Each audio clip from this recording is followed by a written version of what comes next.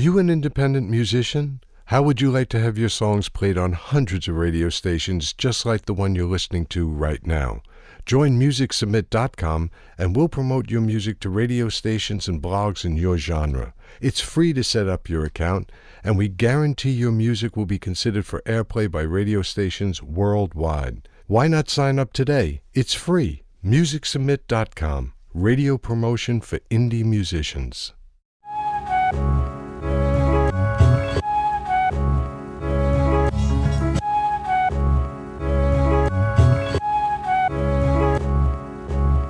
Too many justice, the scepter, the royal court and throne should be respected, so be yourself and support your own. Dust to dust, you will die alone, we were born alone. Ashes to ashes, on microphones, I'm the cornerstone. Welcome to the rebellion, we go to war with clones. Make them pay like old days when they had quarter phones. The black samurai cutting swords through bones. Don't ask me why you hit the battle cry when horns are blown. Antelopers wanna infiltrate the border zone and intercept the contraband substances that are foreign grown. But I'm attacking with the force unknown. Sagittarius shooting arrows and stinging Scorpios. Master builders still forming the castle pillars. Aerosol artisans wearing a mask with filters. We become butterflies from caterpillars. Became civilized in the realm of the savage killers. Start the quest, it ain't too many artists left. Embark to destination unknown, location marked with X. We pay dues without a credit card or check. The chief cornerstone when you building with architects. Start the quest, it ain't too many artists left. Embark to destination unknown, location marked with X. We pay dues without a credit card or check. The chief cornerstone when you building with architects. I almost died on the operating table. My aortic wasn't almost able. If you can do music on your own, F the label. And I don't deal with politics. To me, it's a pile of tricks that's been run by dicks. I'd rather watch the Knicks or Netflix. My household is strong, I converse through song. But these hands work. A smart spouse is a perk, because two heads is better. My daughter ran track in school and I let her. She won a silver that was trash in the fans. Who was cheered by his mans. The cornerstone of this world is stripped. I feel like Jesus with his clothes ripped, like Jesus hanging on the cross. For words, I'm at a loss. I'm smarter than my boss. Start the quest, it ain't too many artists left. Embark to destination unknown, location marked with X. We pay dues without a credit card or check. The chief cornerstone when you building with architects. Start the quest, it ain't too many artists left. Embark to destination unknown, location marked with X. We pay dues without a credit card or check. The chief cornerstone when you building with architects. Start the quest, it ain't too many artists left. Embark to destination unknown, location marked with X. We pay dues without a credit card or check. The chief cornerstone when you building with architects. Start the quest, it ain't too many artists left. Embark to destination unknown, location. This is MRKBH, and you're watching Side B TV with Phil Jackson. Hey, what's going on? This is Phil Jackson, host of Side B TV, being brought to you on the BoomBox Union channel. Please go back and hit that like and subscribe button. Look, you guys known me for Side B Radio for 15 years. You know, I had tremendous amounts of guests on. I played dope music. And what Side B TV and Side, it's almost parallel to what I'm doing. Because I want to put independent artists on a platform just to give them, you know, just so you can, you hear the music every Sunday, right? But you want to, you know, get inside their head and see how they became who they are and how did they come up with certain songs and, you know, what drives them to be in this culture. So what I wanted to do with Side B TV is actually have more interviews up by artists that are up and coming, that are already established, that really don't get that necessary quote unquote exposure. And this is what I'm doing. So, you know, I just had on YZ. You know, everybody knows who YZ is. He's a legend in the game. Shout out to Jersey out there. All my heads in Jersey. Shout out to Porter Rich out there in Camden, New Jersey. I just did a dope interview with them. Sons of Sin, the movie's out right now on Tubi. Shout out to Silent Funk, which is Silent One and Rhinoceros Funk. They have an album out right now. I just did an interview with them, so shout out to those guys. Now, I have a next guest up. I've been playing his music for a while on Sabi Radio, and we just connected. And I was like, "Yo, I want to do an interview with you because your music is so interesting, and how you are so much involved with the culture, and you come from the Midwest, and so I want to just get a feel of who this artist is, and I have Makaba on Sabi TV. What's going on, man? What's happening? What's happening? Hey, look, man, thank you for coming on. Like I said before in my intro, I've been playing your music for a while, and it was so crazy because you had instant messaged me, and you were like, "Hey, I'm such and such, and I got these songs, this, that, and the third." And I was like, "Well, go ahead and send them to me." And so when you sent them to me, I was like, "Wait a minute, I already played that song." You know what I mean? I said, "Oh, you're that guy." So no, so like, welcome to the show, man, and just tell my audience about who Makaba is and where you come from. Well, like I said, my name's MRKBH. I'm from a small college town called Emcee, and it's about an hour northeast of Indianapolis, which is the capital of Indiana. And out here we have a hip hop scene, and we have had a hip hop scene. I've been involved in it for, I'd say, a strong 20 years. My angle was always more when I first started listening to hip hop, it was back in the 80s. I was born in the 70s, so I'm an 80s baby.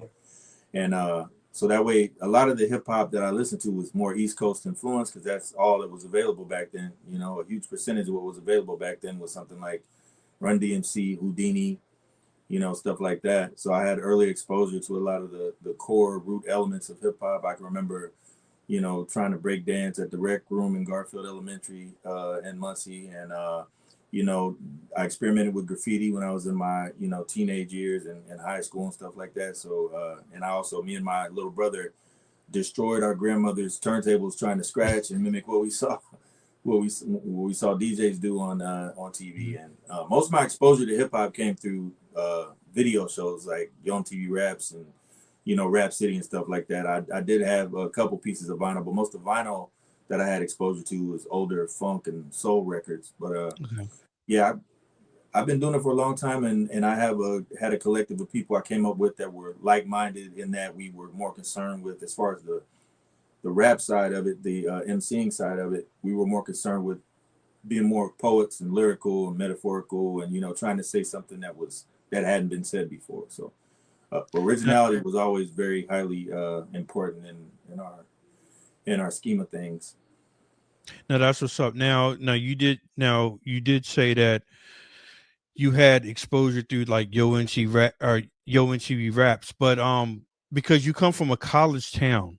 Now, did they provide like the underground scene? Like, what I mean by that is, like, did they have like underground hip hop shows? Because especially back then in the 90s, college radio actually ruled and actually broke a lot of underground hip hop artists. So, was that the case from where you come from?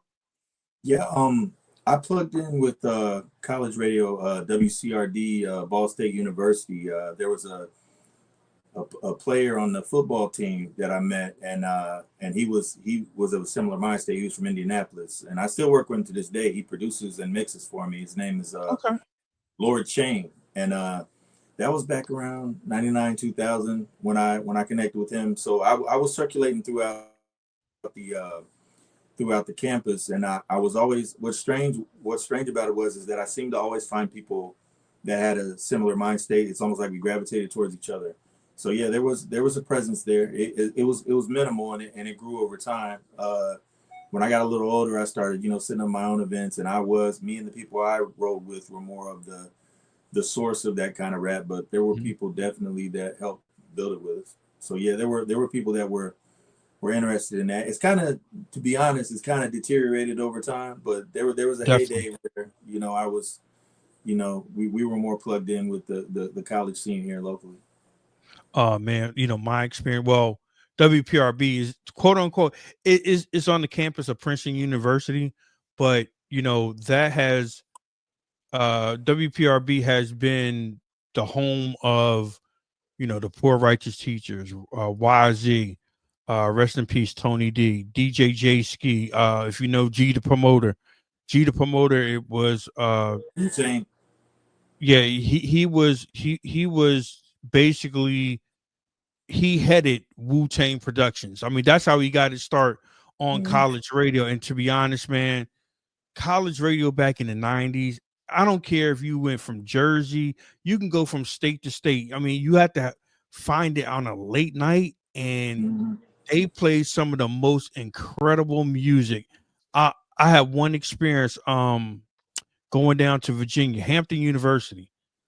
I was down there one Friday night, and I was just flipping through the radio stations, and Hampton University's radio station came on, and it was so incredible. And I was just listening to it. I had stopped my car, and I parked in the parking lot, and I was like, oh my God, I was like, they're really playing hip hop.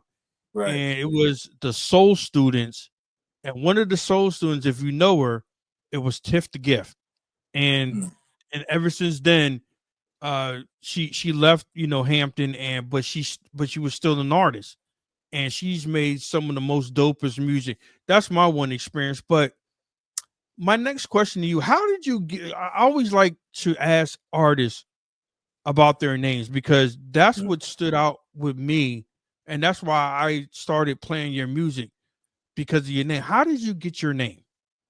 Well, I went through a few names, as most MCs do. You're looking for that perfect name to fit you. The most used name that I had before I chose the current name was, I used to go by Merk Versus. That was the name I had for many years, from like 2007 to 2015, 2016.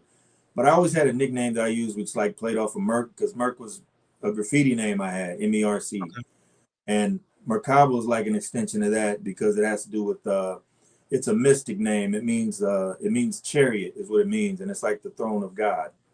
So I figured that I've always leaned towards more like esoteric studies when it came to my music and just my life in general. So I think it was a good fit, because it would play off the name Merk. And the reason why I kind of left Merk Versus alone is because during like COVID time, Versus became real popular, and I come from the school where, back in the day, biting was like it's not like that anymore as much, but it used to be like a sin to bite somebody. So it's like, I didn't want to share a name with something that was so popular. I wanted to have my own thing.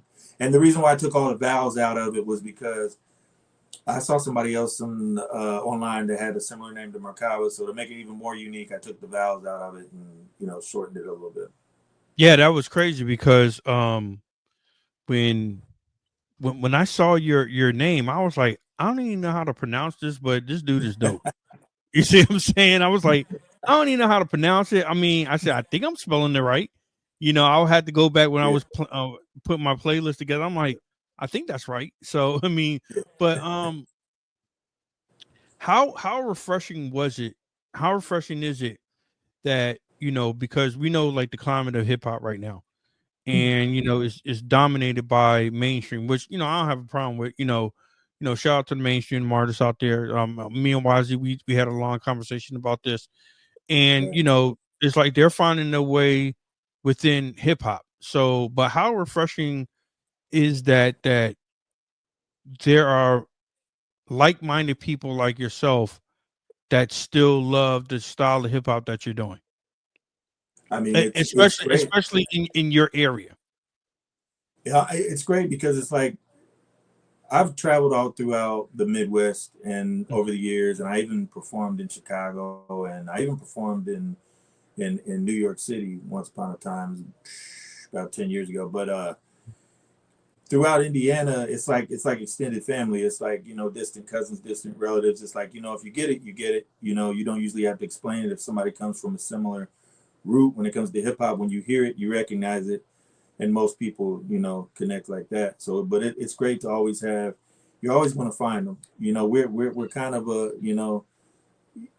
it's really inspirational to see some of the younger generation that have, you know, that actually believe in and hold value in having Mhm. poetic gifts, you know, instead of just, you know, based on, like you said, no disrespect to the mainstream, but you know, some of us, we came up searching for more and needing more out of the music than just, you know, being a soundtrack to our lives. So there has to be, to some of us, hip hop means depth, and in order to listen to it, you have to derive something from it that's going to enrich your life, because we're used to that, you know. Word. So explain to me, because I don't know too much about the Midwest hip hop scene. So like just explain to my audience like how that whole scene is, because you have um what, Michigan, you have Chicago, you have Mm-hmm. Indiana. I must be I know I'm missing some states, but like Yeah, just tell me about like the whole Ohio. Did I say, yeah, well, anyway, like, so yeah. like just tell me about the whole Midwest hip hop scene out there.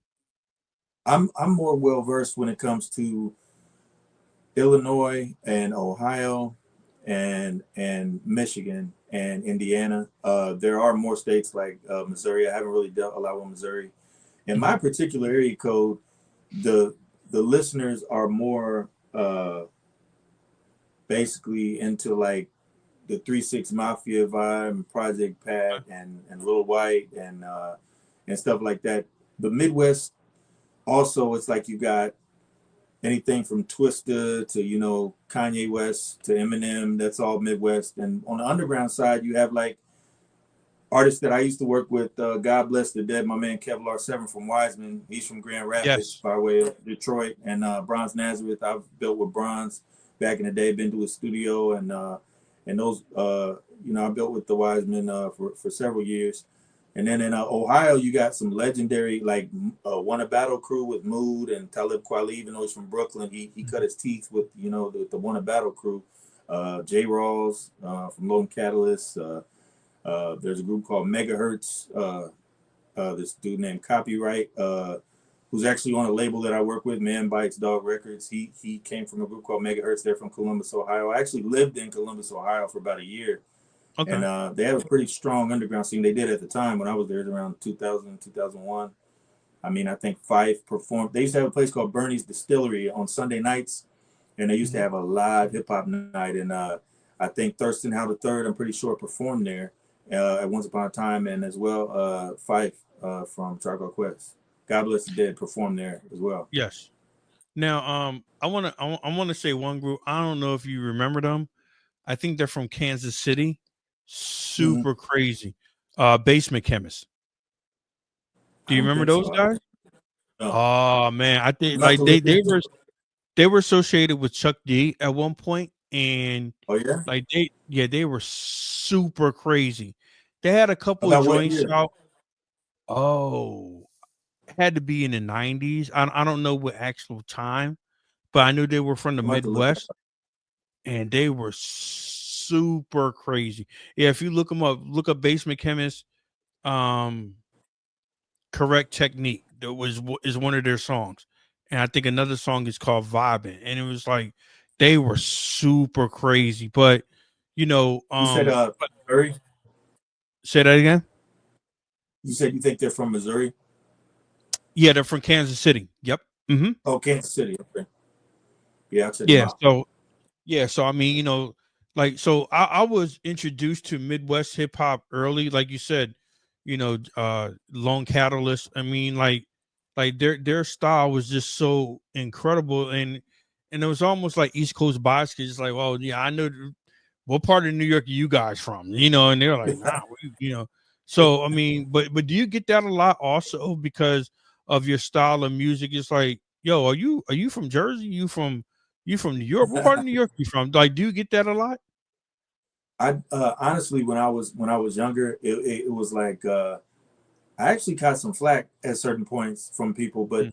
the funny thing about me is I grew up listening to a blend of all kinds of music, not just music, but all forms of hip hop. I used to listen to gangster rap. I used to listen to Compton's Most Wanted, South Central Cartel, Ghetto Boys. I was just a fan of the craft, and you know, Scarface is a legendary lyricist, you know, hands down. Yes. But I I'm more so caught flag for it than I did have people like wondering, where I was from. I mean, I used to be, of course, back in the day when nobody had dreads in my area, I was rocking the dreads, and I was always spitting that knowledge, and and people recognized that, and those that related to me and that were my friends and family, accepted it. But there were people that were like, well, why are you listening? I remember one time I got into an argument with somebody about I was playing Ghostface that just dropped Iron Man, and they were like, "What? Don't nobody listen to that?"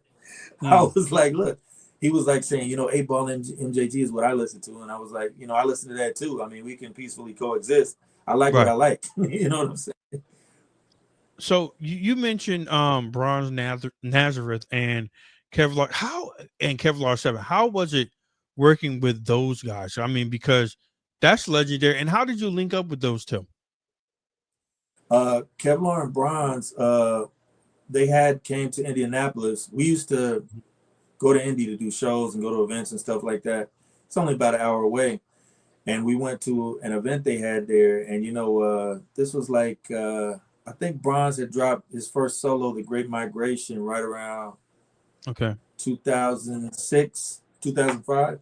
And this was probably around 2009 when I connected with them. They were touring to promote some new projects they had in the works and stuff. And I just ended up building with Kevlar.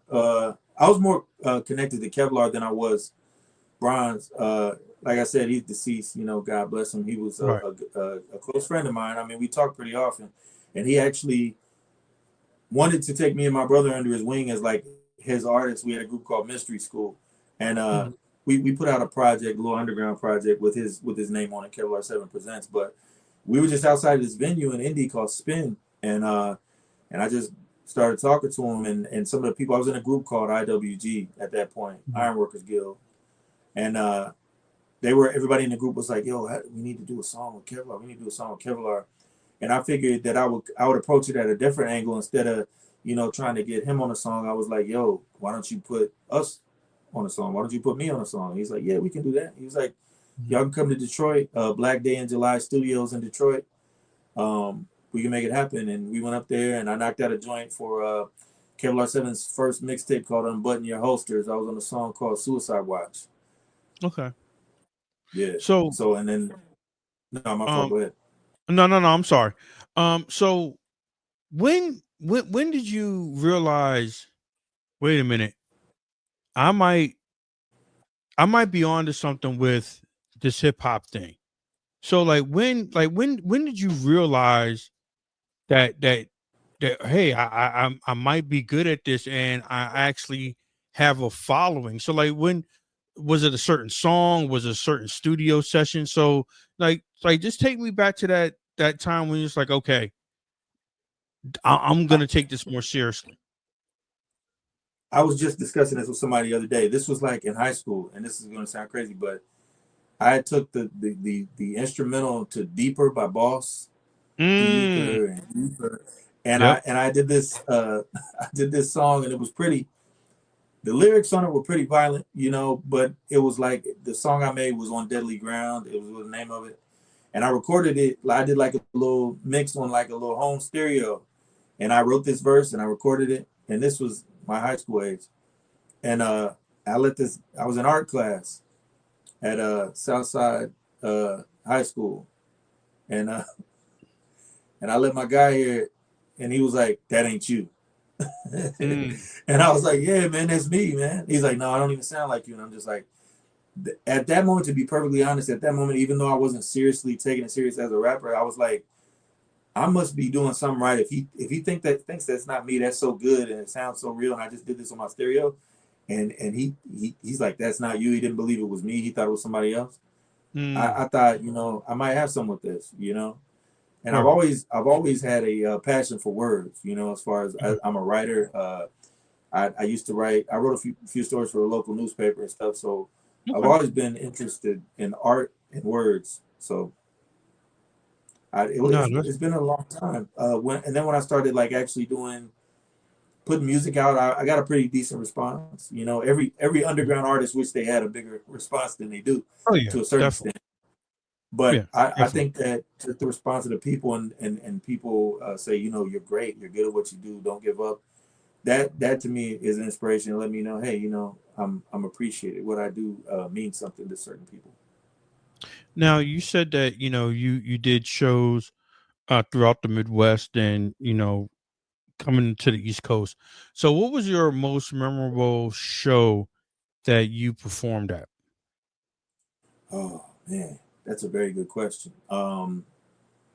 I would probably say it would have to be my show in New York. It wasn't my show. It was the Zulu anniversary, and it was, I Really? believe, I think it was 2015. I have to Okay. check on that, but I'm pretty sure it was 2015. And it was the performers. I mean, I ended up meeting, Cool Herc. I met Jazzy J. I met Grand Wizard Theodore. I met Psycho Les from the Beatnuts. I met the Artifacts, which later on I ended up doing a show with them in Ohio. The Okay. Artifacts. Yeah, I met and God bless the dead, Tame One. We got a lot of Same point. legends that's left us, and it was just, I met, Immortal Technique. It was just a mind blowing. It was like a pilgrimage to me. It was Mhm. like a spiritual experience because it's just like, it's hard to describe. I grew up listening to, like, I had a record, 1984. It's called Electric Breakdance, and it had a song in there called Jam on It by Nucleus Yep. with the Wiggy Hmm. Wiggy Wiggy and all that. And Hmm. and I saw Cosmo D perform that live on stage at that event, and it was just like, it was like full circle. It was like I was listening to this as a little boy, a little youth, and now here I am watching him perform it, and I'm an artist, and it was just crazy. But not even just that, you were actually sharing the stage with them. So I mean, No doubt. I could only imagine, you're meeting, people that you, because I'm the same way, I'm getting into radio, and now I'm interviewing like a YZ. I'm interviewing a Paris Smith. You see what I'm saying? So you grew up listening to these guys, but the crazy thing about it is, you say that, oh well, you grew up listening to these guys, but we're all the same age, just about. You see what I'm saying? But Yeah. we still looked up to them. So I understand it, and to be honest, it's a feeling that once you meet them and you talk to them and you're like, yo, I want to do this even more seriously. And that's why it's like, I'm always thinking, oh, who am I going to interview next? Who not I don't want to say who's worthy, but who needs that just do. And I can only imagine, I can't even imagine from an artist standpoint sharing the same stage at a pivotal time in hip hop, because was that at SOBs? It was at the Gramercy Theater in Manhattan. Gramercy Theater. Okay, yeah. Yeah. Because I do remember, I didn't go, but I do remember that that event, and everybody was there. So um who were some of your influences, and still are your influences, just trying to be in the culture like this? I'm gonna be honest about this. I've been digging deep. I think that self study is real important to the development of Mhm. anyone, and I've been doing a little, digging in the crates, the digital crates, and having some flashbacks about, my history as a fan of hip hop, Mhm. before even an artist. And I think that one of the earliest artists that I can remember that I thought was the man when I was younger was Kool Moe Dee, Yes. and that's who I looked He up to. doesn't, you And you know what? Not to cut you off, bro. He yeah, doesn't get enough credit. He really yeah, doesn't. He really, because he was a phenomenal MC, and he mm-hmm. really doesn't get enough credit. But I'm sorry, but go ahead. Oh no, it's all good. I remember there was a song he had called "Rise and Shine" with Chuck D and KRS One, Mhm. where they had it was like a press conference, and I remember that just impacted me. Uh, Another video that impacted me, to mention Chuck D again, Burn Hollywood Burn, Big Daddy Kane, Yes. Ice Cube, Mhm. Cypress Hill. I mean, Ice Cube, all the way up to, at one point my favorite MC was the DOC. Mm. When he came out, I thought he was just a great lyricist, great performer. No one can do it better. That album, I remember I played that till the tape broke. Uh, and then when I got a little older, I kind of moved over into the world of conscious. conscious music, and it was, you know, it was more along the lines of a Poor Righteous Teachers, shout out Mhm. Jers, and and you know, like KRS One, you know, King Son, Mhm. um, you name it, man, X Clan, you know, all of those went into the gumbo pot of my influences, and of course, the voice of Guru, Gangstar. I mean, that's, Yes. you know, Cool G Rap. Cool G Rap is Yep. like to this day one of my. I think he's one of the goats, if not the goat. Like as far as standing the test of time and having that wordplay, that impressive wordplay from way back when he started till now. You know, yeah, all those guys, man, are all legendary figures. And even, you know, can't forget the ladies, MC Light. You know, MC Light, yeah. that was always a ill MC. You know, I never really looked at her as when I watched the videos when I was younger, and I was like, oh, that's a girl rapper. I was like, she's just Nah, dope. She can shit. Yeah. I'm gonna tell you, and also Raw Digger. You really didn't even Oh yeah. like, yeah, with Raw Digger, it's like, nah, she ain't like, cause they always say, oh, female MC. No, she's just an MC. You see what I'm Yeah. saying? I Yeah. mean, like you gotta like, cause she's better than some of the guys. So I was like, yo, she's just an MC. But um, No doubt. you said something important a few minutes ago because you said that you used to write for your local newspaper, correct? Yeah. Now, how important? Now I'm getting back to the lyrics, the lyric side of hip hop. How Mm. important is it to have that vast knowledge and that vast vocabulary, and how important is it to you know just to read and just study and just to put it all in your music? So how important are words? Because the reason I asked is because some people really take that for granted. Some artists do. And as the Indeed. consumers, as the listeners, some of us don't pay attention to that. And we say, no, we just like the beat and yeah, Mm-hmm. what he said, shit ain't really made no sense. But it sounded dope. But I mean, so like how important is it for you to string words together and actually have a meaning within your songs? It's highly important. It's really the whole purpose of why I do it.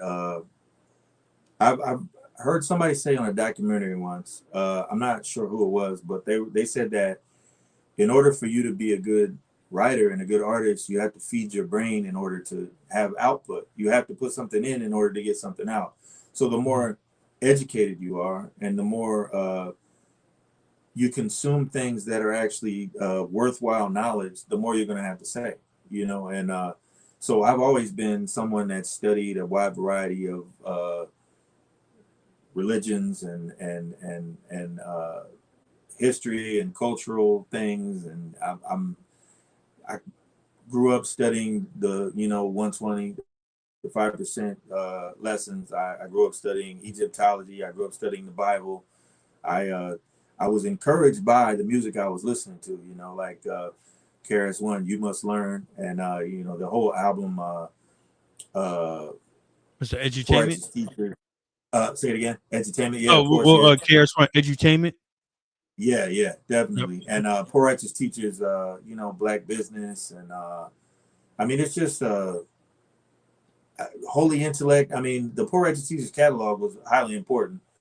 Wise Intelligence as a solo artist as well. I mean, to me, he's one of the greats as well. Like, to be honest, everybody says, Big Daddy Kane, Slick Rick, KRS One, as far as, and Rakim as their Mount Rushmore. But to me, I've always ranked Brother J from X Clan, Wise Intelligent, and Cool Mm. G Rap as some of my, high ranking figures when it came to lyricists. But yeah, the studying something and knowing something, it doesn't matter if you're a good carpenter and you know all the details of carpentry, and you also rap. You can make a dope rap about all the details of being a good carpenter, and that's some knowledge that other people might not have, and that gives you content. That What's gives you up? something to draw from when you're being creative.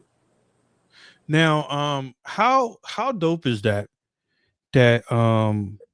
you see all the veteran MCs, they're making music again because probably maybe 5 to 10 years ago, if they had put out an album or anything like that, I mean, like they might have been featured on certain songs, but if they put out an entire album, it probably wouldn't even do any good, per se to the masses. But like now, you just seen the re reinsurgence of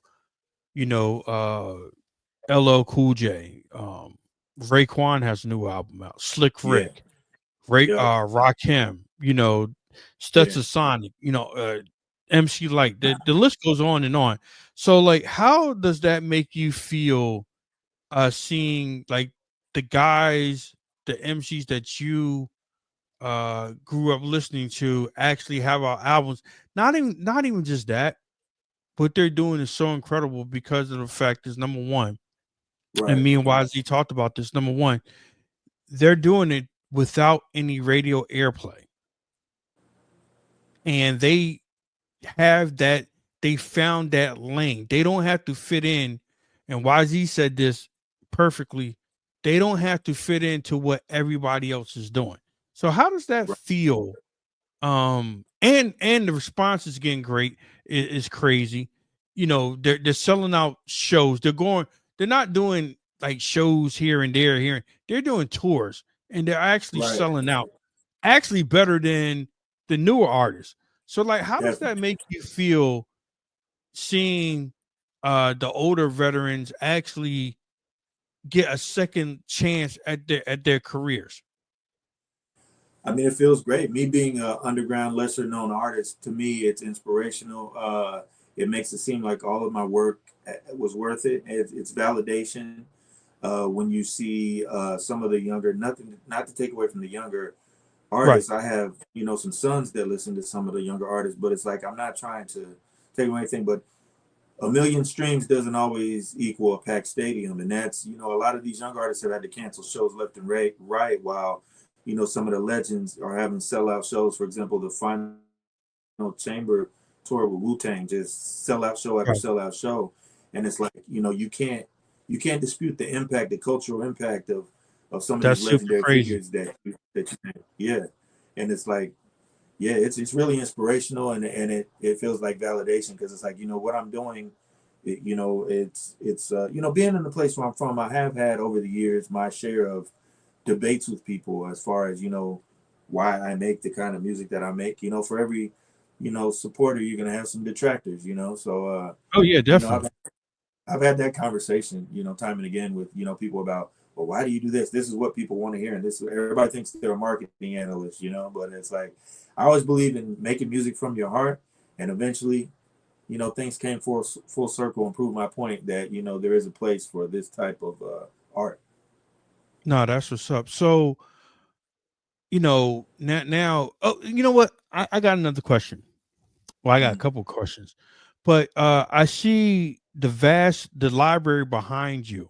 Yeah, So, like explain that to me because I like to see people's backgrounds on what when I do interviews, I like to see people's background. So like explain to the audience because it looks like what was a book? So I can't say I ain't got my damn glasses on. So like explain to the people what's the background real quick and how important is that to you?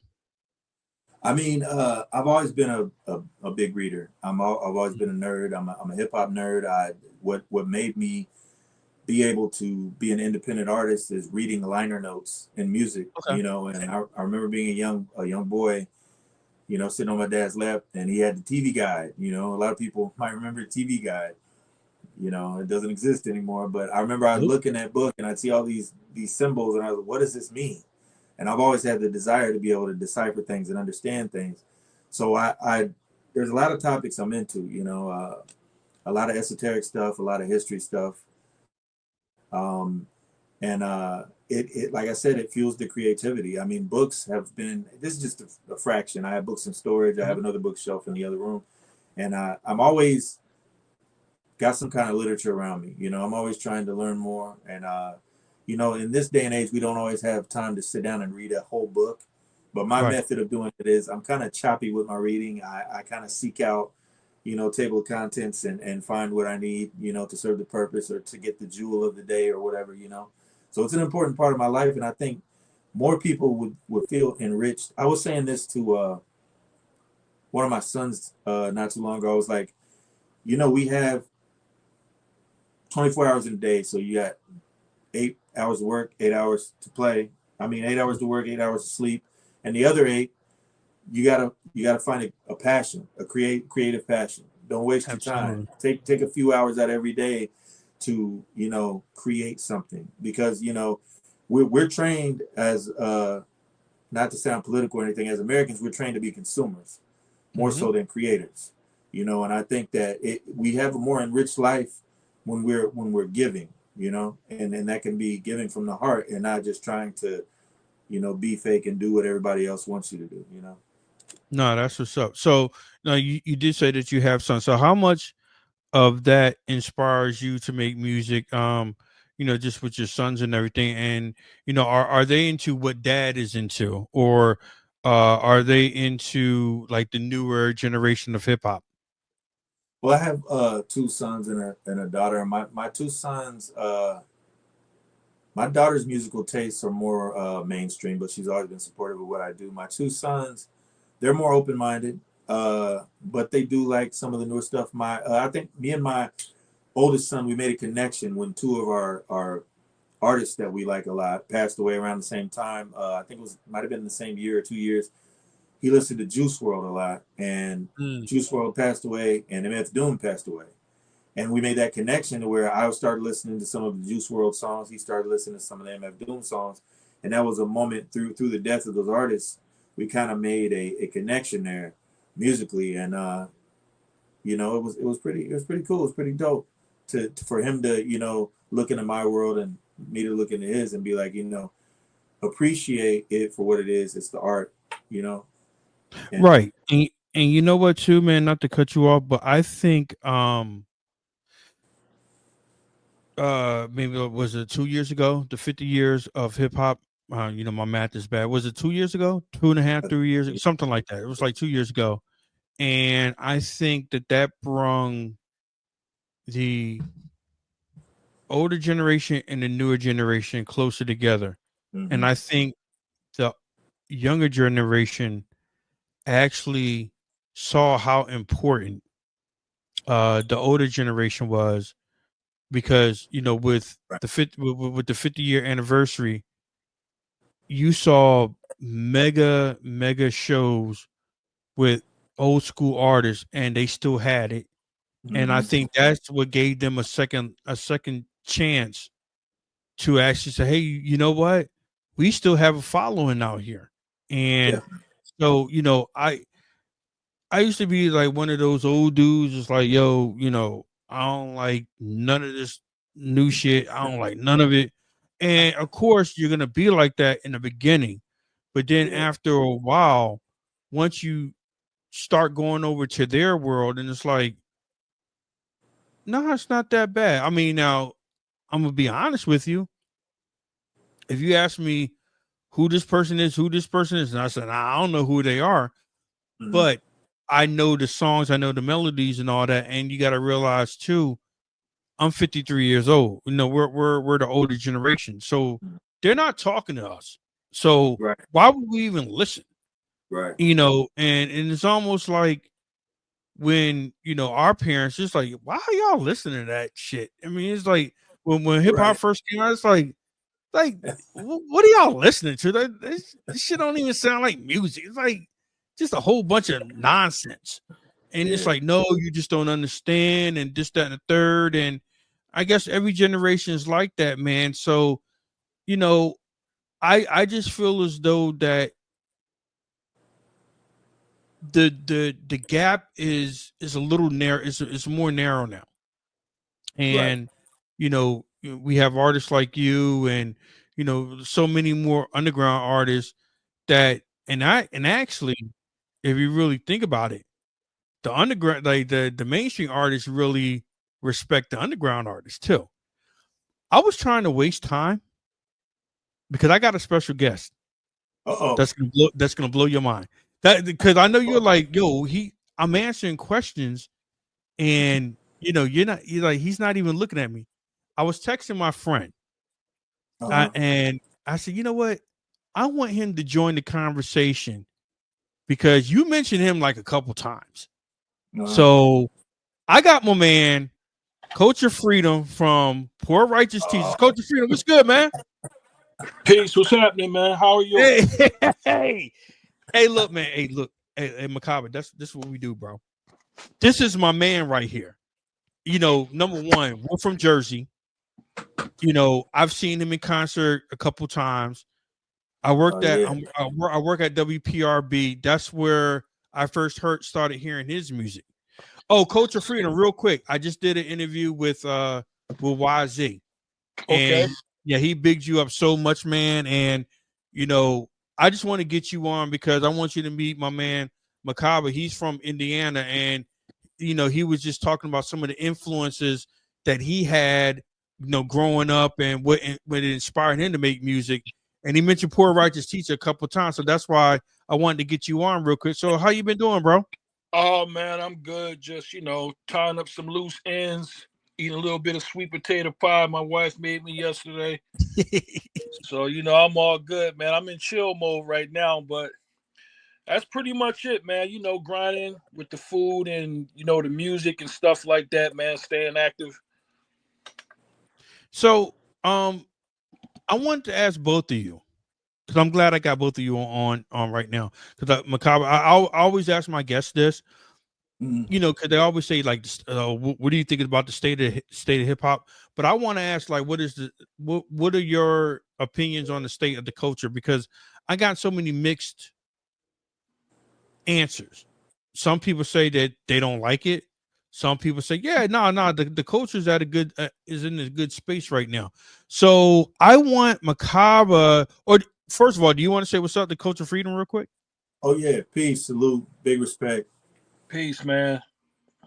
Yeah, I'm a big fan of Poor Righteous Teachers. I mean, I came up holy intellect, but black business, New World Order, all that. So I mean, I'm all about it. Shaquilla, the video, saw it when I was younger. I mean, y'all are legendary, man. Big respect, inspirational. Appreciate it, man. Thank you so much. No problem. So I want to start with MRKBH first. The state of the culture. How do you feel the state of the culture is right now at its current state? I think I'm hopeful because there are signs of life. Like you said, with all of the legendary classic artists coming back and dropping new releases, it's letting the younger generation see that the value and reiterate how important it is to have a foundation and a background in the history. So I'm real hopeful about the future. Word. So, Coach of Freedom, what are your thoughts on the state of the culture right now? I see a glimpse of light coming back, man. You know what I mean? We got a lot of artists from the late 80s, mid 90s coming back. My man Kwame is going to be dropping an album next month, actually, and the Rakim got some stuff out, and a few other people, man. So I think right now that yearning for classic hip hop is coming back. You know what I mean? It's just, we just got to keep the momentum going. You know what I mean? Like, people got to really get out there and support, not just be nostalgic about it, but like actually hitting those like buttons, sharing, purchasing, and stuff like that. So, people will see that we still have a voice in the game, and we're not just like, some trophy sitting on the shelf that you kind of look at every now and then to remind you of what was. But, these artists are spitting better than they ever was. I just made a comment not too long ago, is that in our culture, we seem to want to retire people after they gain the most wisdom. I mean, once you hit your 40s, mid 40s, going to your 50s, man, now you know how to properly apply all that knowledge that you learn. And it's like, that's not the time to say, I don't want to hear from you no more. Yeah. It's a effort by the powers that be to keep hip hop in an immature state. Because I don't think exactly how I did when I was, 19, 20, when we first came out. You know what I mean? I'm still fundamentally the same, although, you know, my scope and my aim is a lot better. You know what I mean? So, and I think that comes with anything, man. When you continue to further your knowledge and you go through the industry and you take the hits and the bumps, and now you know what to tell the younger artists what to look out for, you know. And now it's like, oh, you know, be quiet, don't let them do what they do, let them go through it, you know. And then, you know, some of the younger artists take on that attitude of, oh, you know, you had your time, let me do me, you hating. But in reality, man, it's always been about each one teach one, you know. And we taught our peers and we got taught by our peers. You know what I mean? KRS-One, Chuck D, and all of them. We learned a lot from them. Then we taught, people learned from us, and that's what it was all about. So I think it's in a sweet spot right now, and I hope that this is true. And I got to check my sources, but I think it's KRS-One, Rakim, Kane, and I think it's Chuck, I believe, are working on an album together. Yeah, that's what I heard too. It's gonna be called their group. Well, I don't know how true this is, but their group allegedly is gonna be called Mount Rushmore. Okay, so I mean that should tell you right there, man. I mean, the fact that they're even working on a project together like that is a glimpse of hope that it's not too late to really kind of, you know, clear out some of this stuff. And I'm all with the, you know, the changing of the styles and people from different areas doing what they do and expressing hip hop how they see it, because that's how the culture grow, you know. But I do believe that some things need to stay fundamentally the same. You know what I mean? In order for it to be what it is, to call it hip hop or to call it rap or whatever, you know, there's fundamental principles that need to be in place, or pillars that hold the culture up. And once you remove those pillars, then the culture begins to fall. So we just got to make sure that we're maintaining and maintaining those pillars to make sure that, you know, the culture of hip hop doesn't fall. That's what's up. Hey, Macabre, do you have a poor righteous teacher question that you want to ask Coach of Freedom real quick? Since we got him on the air right now. I'm putting you on the spot, brother. You know, so, you know, do you have a question for him? Real quick. Or a song that, yo, how did you do this song or whatever? How was it reconnecting with KRS-One after there were some issues? Because I remember he had a song called where he kind of took shots at the 5% to a certain degree, and then later y'all got him on the New World Order album. How was it like reconnecting or with somebody like that? I mean, that you had? KRS was like a rock star to me, you know what I'm saying? Like when we came out, like actually before we came out, you know, with My Philosophy, Criminal Minded, and all of that stuff, man. I mean, he spoke for the people, you know what I mean? His whole swagger and everything. When I saw him, it was like, that's us, that's me. You know what I mean? It wasn't all, you know, sugar coated and all polished up. Right. You know, like you say, you know, keep my hair like this, got no time for Jerry curls. You know what I mean? Right. So it was like raw stuff. But I'm gonna tell you something that's super funny, man. That and first of all, to answer your question, it was all love. You know what I mean? But what was super funny is that on our album release party, and I don't think I ever mentioned this to anybody before, so this is kind of an exclusive story.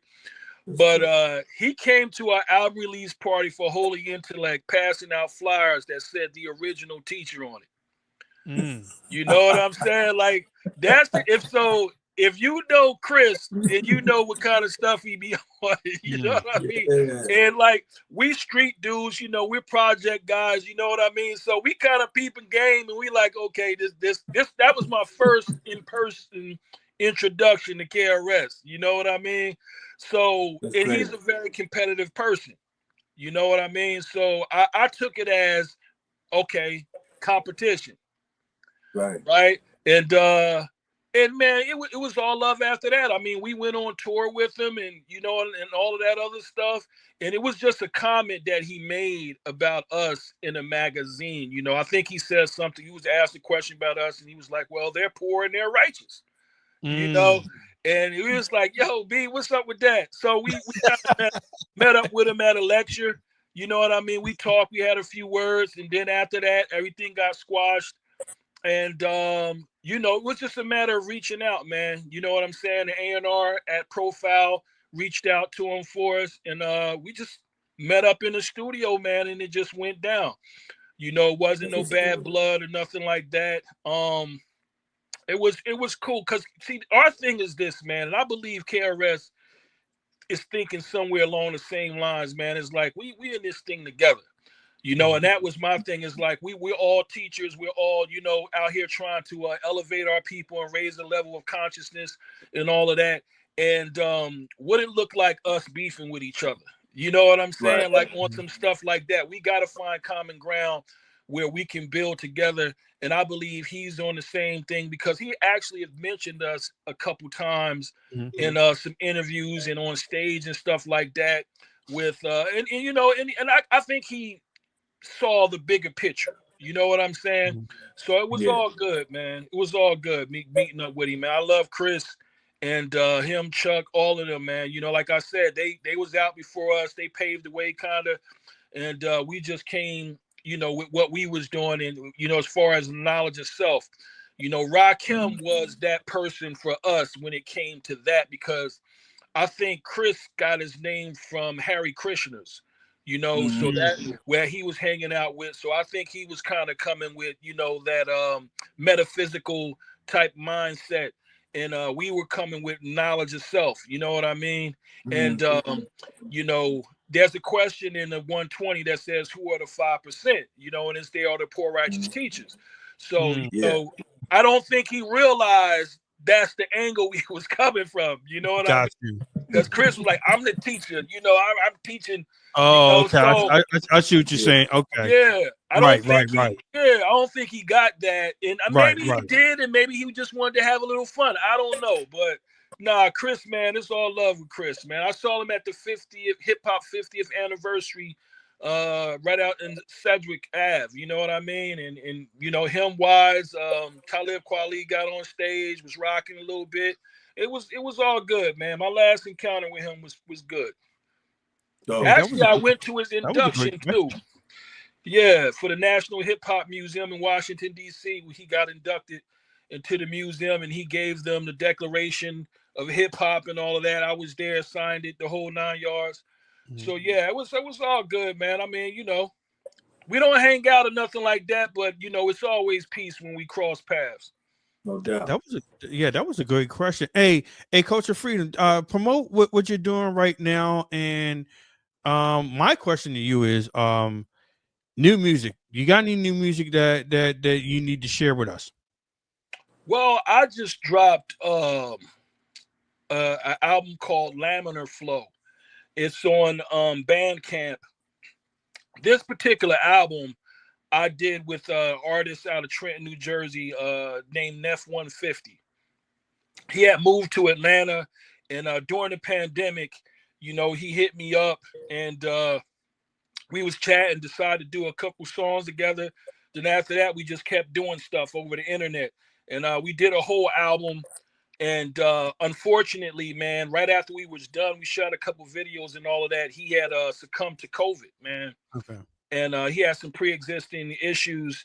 And what I decided to do was to take part of that project and mix it with the other songs that I didn't put on my Tools of the Trade album, and then make it one, you know, to try to make sure that he, you know, that he got some shine and that, you know, his name got kept alive.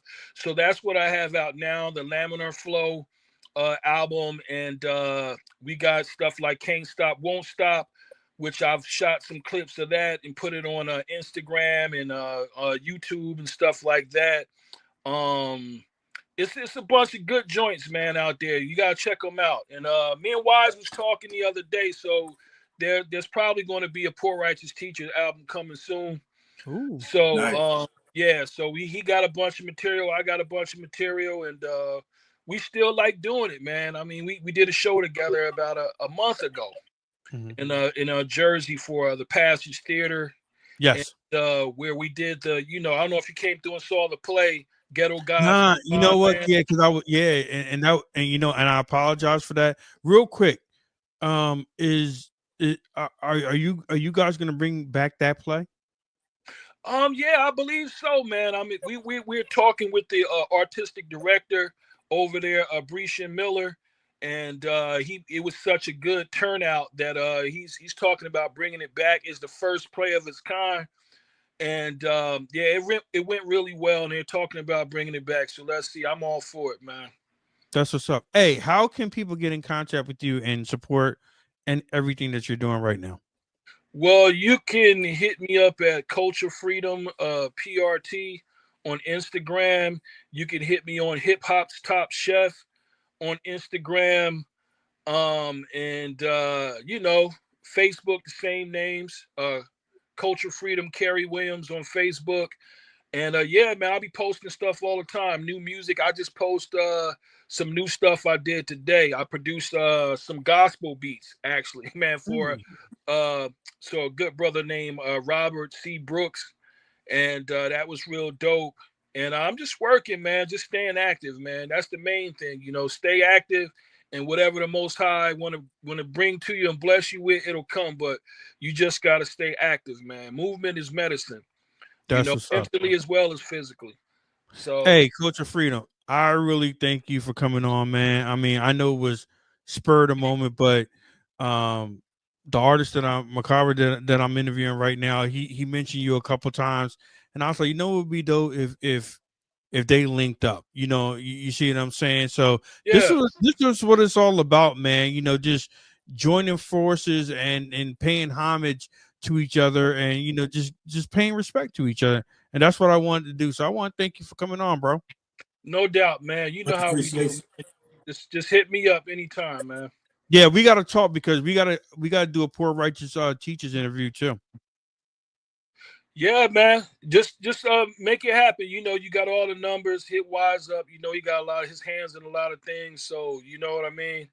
Just hit us up, man. We're gonna make it happen. I'm gonna talk to you later on in the week, bro. All right, no doubt, man. Peace. What's up, everybody? It's your man, Culture Freedom, hip hop's top chef and one of the co-founders of the legendary hip hop group Poor Righteous Teachers. And you're watching Side B TV with my man, Phil Jackson. Y'all already know what time it is. Yo, man, this is how we do it right here. I know that you mentioned, Poor Righteous Teachers a couple times, and I personally know Culture Freedom. He's a good brother. I actually interviewed Wise Intelligent and Culture Freedom separately, and they're very influential, not just to me, to you. I mean, just to our generation and what they do. And I thought it would be dope, just to bring him on, just to give his insight on the music and everything like that. And I don't know, maybe I'll link you two. Maybe you two. Have you ever done a song? Maybe you could do a song with Coach Freedom. I don't know. That would be crazy. I'd love to do that. This is what this platform is about, bro. I'm trying to push it to the masses because guys like you, guys like Coach of Freedom, YZ, everybody that I interview, they make good quality music. And with that being said, you made music with Sadat X, Killer Priest. I mean, your catalog is very dope. So, Thanks. how was it reaching out to those guys? How was that first email or whatever?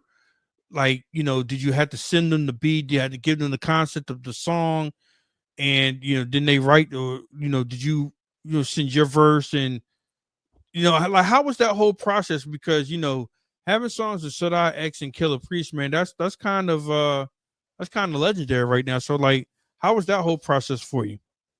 I appreciate it.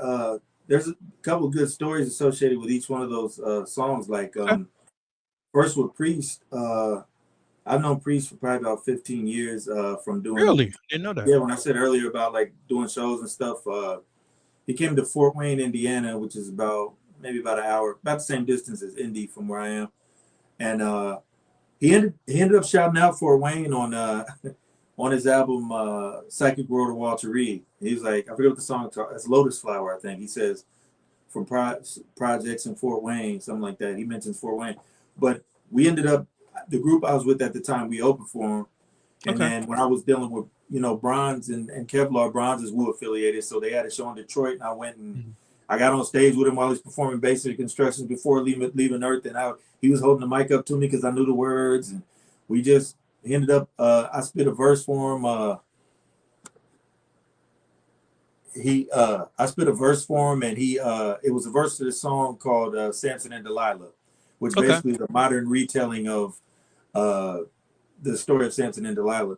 And he was so impressed, he took my phone and he put his number in my phone, and he said, "You're a prophet," and gave me the phone. And from then on, we've stayed in touch. I've been with him. I just talked to him a couple weeks ago. I talked to him pretty often, and he's blowing up with this podcast. You know, the Podcraft that he has. He's more talks about like esoteric stuff, more so than hip hop. But he does have a lot of hip hop guests on there. But yeah, he's, you know, that dude is a legendary.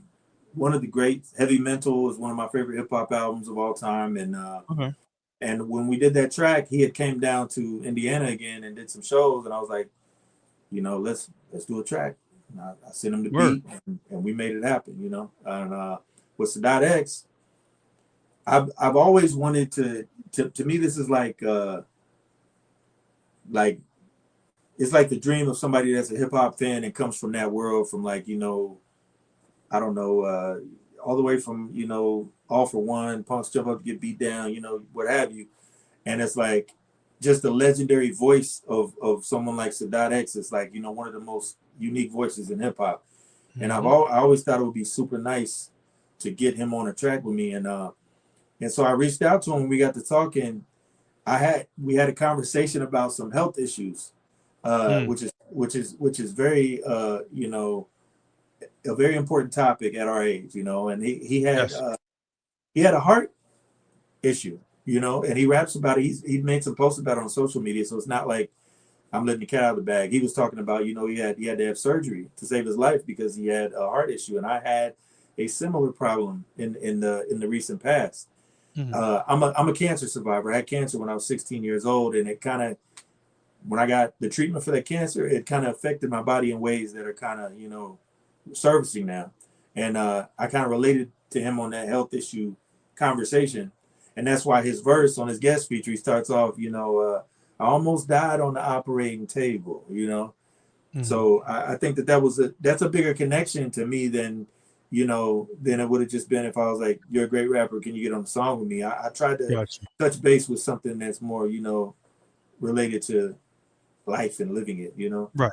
Absolutely. Yeah. And that was a dope song too. And I actually played both of them on my radio show. So, you know, with that being said, you have new music out and you have a new video out. So tell me about the new music and the meaning behind the song and the video. Okay, so this is kind of a long story, not that long. I'll make it as short as I can, but there's a label called Man Bites Dog Records. It's based in Virginia. And this label is owned and operated by a few different people, but one of the main people that runs it is a guy named Count Fifth. He's a producer. He reached out to me to be on one of his compilation called Numero Un a few years ago. I did a verse with this a great MC named Impulse, and that got a pretty good response. I think Chuck D played it on You Don't Stop Radio, and I was really super excited about that. So then another artist from that label, Man Bites Dog, he's a producer. He did a production project called Language of Spirits. His name is Rico James. He's from Vermont, Burlington, Vermont. And he reached out to me to be on this project that also came out on Man Bites Dog Records on a song called Two for Flinching. So then after that, he reached out to me and he was like, "Yo, I'm going to do a project with you." So since then, we've done 2 EPs, and this year we did the first one in January, and the second one is coming out next month, August 15th. Okay. It's called Righteous Gemstones, Part 1 and 2. And on the first one, we had a remix to the Killer Priest joint by Rico James. That was like the big guest feature on that one. It's a 5-song EP, and this second EP is featuring Sadat X. And I've got a few more songs I'm gonna drop from that. So yeah, Rico James, I think he's a phenomenal producer, and I would like people to hear more of us working together, you know. Word. So tell me about the new video, because we're about to play that right now. at the end of this video. So at the end of this interview. So tell me about the new video that's out and the meaning behind that. Okay, the video that I gave you is one called it's the Chief Cornerstone song, and it's featuring Sadat X. And I actually threw that edit together myself to get something out there because I was just so anxious to for people to see the visuals for it. I'm trying my hand at video editing, and a couple of the songs coming off of this project, Righteous Gemstones too. I've edited a few videos. I got another one that's coming up. It's actually out right now, and I'm going to send you that one as well. In case I come back for another interview, I'd like to, but it's called Ishmael. Ishmael Part 1, and that addresses like the story. It's a narrative about the story of a war orphan, an orphan going through warfare. But yeah, the Chief Cornerstone joint is the one that I sent you, and that's that song where it's just like, it's just to me, it's just talking about the foundational aspect of being a genuine hip hop MC. And it's about wordplay, and we're just doing our thing. There's no particular topic on the song Chief Cornerstone. It's just talking about, it's the fundamentals of being an MC, which is good lyrics, good beat, and having some kind of depth to what you're saying. That's what's up. And also, I want you to promote your website, and which is definitely. Right, I appreciate it. So So definitely promote your website and where on what's on your website and how people can support that. Okay, it's MRKBH, which is spelled MRKBH. It's www.mrkbh.world. And on there you can find where you can order music, you can order merch, you can watch my new videos. It's a link tree. There's a lot of links on there, and you can contact me. There's an email there to reach me for collabs or booking or whatever. So that's where it all is. That's central. That's the world of MRKBH right there. mrkbh.world. MRKBH, I really want to thank you for coming on because, like I said, the purpose of Sabi Radio, I started 15 years ago, is to give that feeling back to FM radio that was missing for so many years of so much great music. I understand the politics of how radio is now that, artists can't just come up there. You remember that artists would just, somebody will be on the air, and then artists will just come up there and say, "Here, just go ahead and play this," and they'll premiere a new song without any guidelines, without any rules or anything like that. They would just play it. So, like, I just wanted to give that feeling back to radio, and I linked up with a ton of artists like yourself, like just to put out good music. And the one thing that I always hated, people always said, "Well, where's the real hip hop? Where's the good hip hop at?" It's all right there. You look for everything else online. You can find everything else, and it's right there, especially on social media. Because if you're friends with MRKBH, you have the same similar likes of music, and what he's going to put on his page, then it's going to come on your page. And not even just that, then you're going to do a deep rabbit hole in his music. It's like, yo, this brother's nice right here. So that is the whole purpose of Sabi Radio, and just to give you guys a even more platform, because we could have done, and don't get me wrong, radio, and we're going to do a radio interview also. Radio interviews are dope, but in this day and age, this lasts longer, and this can go out to the masses, and people can click on it anytime they want to. And this is what I want to start doing is, I do pay respects to the veteran MCs, but you guys make up Sabi Radio, and you guys are keeping this culture alive. And I really want to thank you for coming on, man. You got any shout outs before we get out of here? Definitely. First, I want to shout out you, Phil Jackson, because I appreciate the opportunity. It's an honor, and especially for allowing me to have a connect with Culture Freedom, somebody I grew up listening to as part of PRT teachers. And I want to shout out Rico James. I want to shout out El Monte. I want to shout out the small college town of Muncie, Indiana, and everybody that's down with me. My boy Dub, everybody, man. It's Jay Lee. It's hip hop. Hip it to the hop, and you just don't stop her. You know what? And that's a perfect ending right there. And we're gonna play Chief Cornerstone right now. That is your latest video, and you're gonna come back and we're gonna play Ishmael at a later date. So I really want to thank you for coming on, man. And also send me did you send me Ishmael already? Because I'll play that. I'm gonna play it. The actual I think file, you did. I haven't sent it, but I can send it to you. Okay, word. Okay. I appreciate that, bro. No Yeah, problem. so thank you for coming on, man. And anything I could do on my end to help promote what you're doing, please do. Look, go to this website right here. If you like his music, if you like what he said, if you like his knowledge and what he brings to the culture, go support this. It's right there. So I want to thank you for coming on, man. What we're going to do, we're going to play that video featuring Sadat X, and thank you for coming on, bro. Much appreciated, man. Thank you for having me. Side B TV, that is it for us, man. And we will talk to you at a later date. I don't know who I'm going to have on next. I know it's going to be dope. So all my interviews are dope. So, it's going to be dope after dope after dope. No drug reference, but just good feeling. If I had to explain that shit to you, you're not hip hop. So, but with that being said, we're going to play the video right now. I'll talk to you guys soon.